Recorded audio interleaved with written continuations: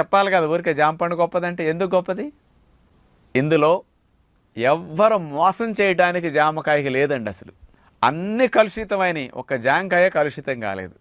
ఇప్పుడు ఏ పండైనా తయారైతే కొయ్యాలి, తయారవ్వకుండా కూడా రాలిపోయినా అది తినడానికి పనికొస్తున్నది.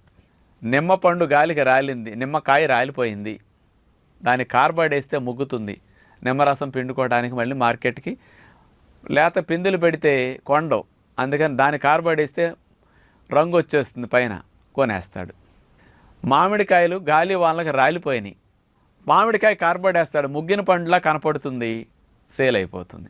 అరటికాయ ఇంకొక రోజులు, నెల 15 రోజులు ఉంటే కానీ చెట్టును తయారు కాదు, కానీ ఈలోపు గాలికి ఇరిగిపోయింది చెట్టు, ఆ అరటికాయలను కోసుకొచ్చి కార్బైడ్ వేసి అమ్మేస్తాడు, అంతే.